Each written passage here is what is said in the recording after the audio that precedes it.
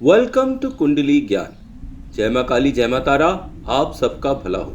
यह लेसन 22 और हम डिस्कस कर रहे हैं करियर। और करियर में आज हम डिस्कस करेंगे शॉर्ट में, थोड़ा सा मतलब बहुत ज़्यादा डीप नहीं, थोड़ा शॉर्ट में, इंजीनियरिंग योग इन योर कुंडली। तो आजकल के समय में, आजकल के परिवेश में आप देख ही रहे हैं कि इंजीनियर जो हैं वो डिफरेंट टाइप्स के होते हैं। पुराने समय में यही जो है इन्वेंटर्स कहलाए जाते थे। ये राजा के लिए काम करते और उनके लिए अलग अलग तरीके के अस्त्र शस्त्र, गाड़ी घोड़ा, ये सब बनाते।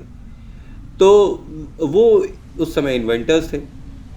यही बाद में इंजीनियर्स बन गए और अब इंजीनियर्स बने हुए हैं। तो अपने जो इस प्रेजेंट टाइम है, तो कंटेम्प्रेरी टाइम्स में डिफरेंट टाइप्स ऑफ इंजीनियरिंग भी आ गई है कि हर चीज़ में कुछ ना कुछ बुद्धि लगानी है। ठीक, तो कभी कोई आर्म्स का इंजीनियर बन गया है, कोई कंप्यूटर का इंजीनियर बन गया, कोई केमिकल का इंजीनियर बन गया। किसी न किसी रूप में इंजीनियरिंग आसपास घूम ही रही है।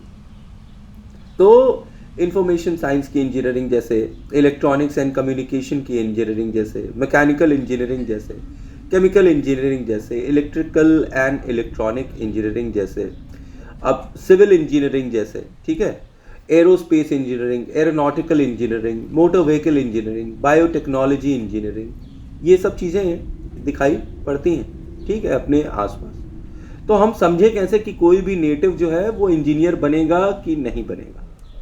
तो क्या प्लानिटरी कॉम्बिनेशन होनी चाहिए इंजीनियर बनने के लिए इन सारे सेक्टर्स में? एक बेसिक कॉन्सेप्ट या एक इंडिकेशन होना चाहिए नेटिव की कुंडली में कि ये बंदा जो है टेक्निकल नॉलेज लेकर बैठा हुआ है और टेक्निकल नॉलेज ले रहा है, तो फिर ये उस टेक्निकल नॉलेज का यूज़ कैसे करेगा और ये बनेगा क्या अल्टीमेटली।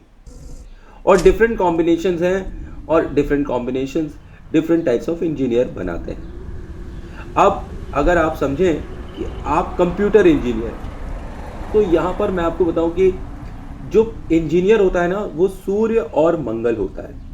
सूर्य और मंगल का कॉम्बिनेशन आपको इंजीनियर बनाता है। Surya is raja and Mangal is machine, राजा की मशीन। अब राजा की मशीन पुराने टाइम पर थी, अब इसी मशीन के साथ मान लीजिए कि शुक्र जुड़ जाए, तो फिर ये बंदा कंप्यूटर इंजीनियर बन जाएगा। क्यों? क्योंकि शुक्र जो है वो कंप्यूटर्स का कलयुग में सिंबल है।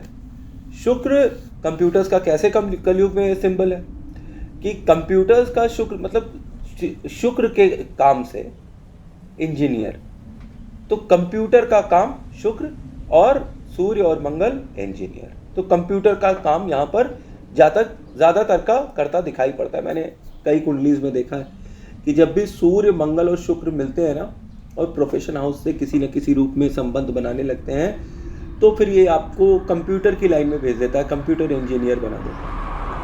अब यहीं आर्किटेक्चरल इंजीनियरिंग कोई करना चाहे आर्किटेक्चर को, तो सूर्य मंगल और बुध होना चाहिए।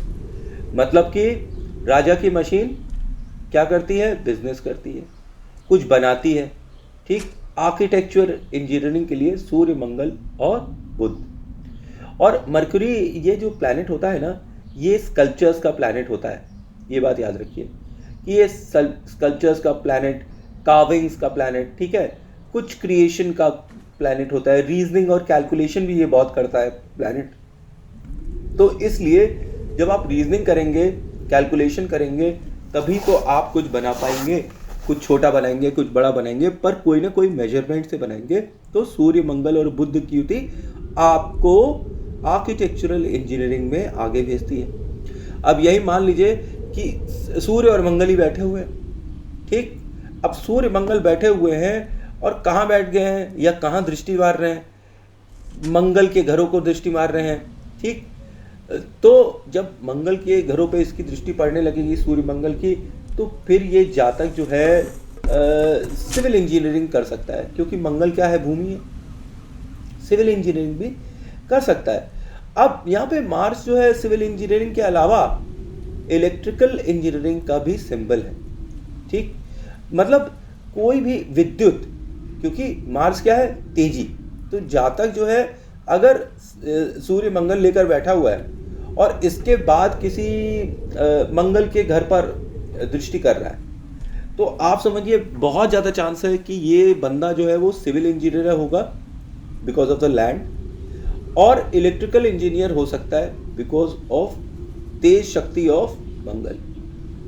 ठीक है, और टेक्निकल कामों में बंदा जो है जब आगे जाता है तो यही सूर्य मंगल के साथ शनि आ जाते हैं।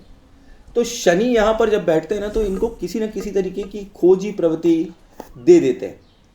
ठीक, और सैटर्न जो है वो प्लैनेट किस चीज़ का है? वो टेक्निकल नॉलेज का प्लैनेट है, और इंस्ट्रूमेंट्स का वर्क, कैसे इंस्ट्रूमेंट्स वर्क करते हैं, कोई भी मतलब यंत्र कैसे वर्क करते हैं, ये भी शनि डिसाइड कर देते हैं। तो सूर्य मंगल शनि इनको technical engineering related to some instruments यहाँ पर दे देता है। अब यहाँ पर हमको याद रखना चाहिए कि जो सूर्य है ना वो फिजिक्स का कारक है, और जो यहाँ पर मंगल है, ठीक, सॉरी, हाँ, मंगल जो है ये आपका जो है जब सूर्य के साथ मिलता है तो फिजिकल वर्क, फिजिक्स और Mangal is work, physical work, physical combination, ये एक मैकेनिकल कॉम्बिनेशन बनाता है कौन? सूर्य और मंगल। और इसी के साथ मान लीजिए अगर राहु इसके साथ जुड़ जाए तो फिर जहाँ तक केमिकल इंजीनियरिंग की साइड जा सकता है, क्योंकि राहु जो है यहाँ पर प्लैनेट है किसका? केमिस्ट्री का। दो चीज़ें मिली, तीसरी बन गई, चौथी मिल गई, तो आपको कुछ मतलब एक ऐसा ज़बरदस्त दिमाग देता है कि कॉम्बिनेशन बनाकर आप मशीन्स के द्वारा और कुछ एक नया बना लें। जब राहु आपको कुछ क्रिएट करने के लिए देता है, कुछ मतलब एक out of the box thinking होती है उसकी, तो फिर ये केमिस्ट्री बन जाती है, क्योंकि आपको ये नहीं पता कि किस औसत में क्या मिलाएंगे तो क्या बन जाएगा, यही तो राहु है।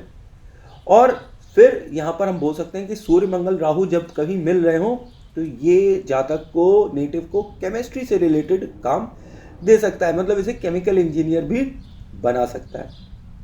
अच्छा, आप एक बात नोट करिए कि जो भी प्लैनेट्स जो इंजीनियरिंग से रिलेटेड होंगे, ठीक है, वो होंगे मार्स, मर्क्यूरी, वीनस, सैटर्न और राहु, और combination of 5th and 10th house and 9th house, मतलब ये 3 घरों को आपको देखना जरूरी है। अगर ये 3 घर पॉजिटिव हैं और सूर्य और मंगल की युति लेकर बैठे हुए हैं और फिर किसी तीसरे प्लैनेट के साथ कंजंक्शन कर रहे हैं और ये तीनों घर अच्छे हैं, तो फिर बहुत ही अच्छा योग बनता है इंजीनियरिंग बनने का। फिर ये 100% चांस हो जाता है कि ये इंजीनियर बनेंगे।